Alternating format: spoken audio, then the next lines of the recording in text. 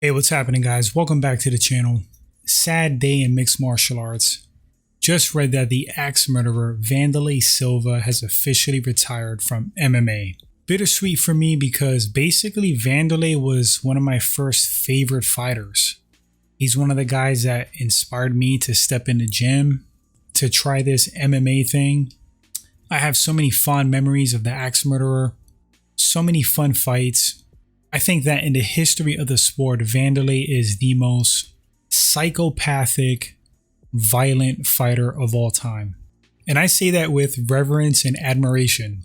Thank you, Wanderlei, for living up to your nickname, the Axe Murderer, in that ring or cage. But going back down memory lane, the golden era of mixed martial arts, basically my era, man did he have some fun fights, and damn was he a terror in Pride FC. Let me just drop some of Wanderlei's classic fights, some of my favorites. You had that fight with kickboxer Bob Schreiber. Of course, Wanderlei losing the decision against Tito Ortiz way back in the day, UFC 25. His fight with Guy Metzger, classic. Guy Metzger was the man. Guy coming from that Lions Den camp. You had that first fight with Dan Henderson in Pride 12, Cold Fury, which I might actually have the DVD for that. His multiple matches with Kazushi Sakuraba, which honestly were mismatches. Sakuraba was just too small for Wanderlei. He fought to a draw with Mirko Cro Cop back at Pride 20. That was a special rules fight. Cro Cop was very green to mixed martial arts. I don't remember the rules exactly, but I think there were no submissions. There were takedowns, and it mostly was like a striking affair. He had that fight with judo guru Yoshida. Of course, his wars with Quentin Rampage Jackson, where Wanderlei got the better of Rampage over in Pride. Those are pretty bad knockouts. The infamous Yuki Kondo fight, Wanderlei stomping his head through the mat. The Ricardo Arona fights. I remember being so invested in those fights. Wanderlei lost the first match via unanimous decision, made corrections for the second fight, and he won the second one via split. He had a heavyweight fight against Fujita, stopped him via TKO. Then the string of losses started coming. Wanderlei was like blown up. I think he actually was heavier than Cro Cop. For Pride Final Conflict, there was a heavyweight Grand Prix. Off the top of my head, I think Wanderlei weighed like 234. And Mirko came in light. I think Mirko was like 228. But Mirko's a true heavyweight. Wanderlei was kind of blown up. Shouldn't have really been in there with him. Got head kicked, knocked out. Henderson avenged himself at Pride 33. Vandy comes back to the UFC. I believe at this point, pretty much out of his prime. He finally had that fight with Chuck Liddell. That was at UFC 79. It was entertaining, but that thing was like 5 years too late. That was a fight that everybody wanted to see. Win or lose, I'm going to drop some other popular name fighters that Vandy has faced against. You got Rich Franklin, Michael Bisping, Chris Lieben, Kung Lee, Brian Stan. He's fought a who's who in the sport for his era. Finishes his mixed martial arts career with 35 wins, 14 losses, 1 no contest.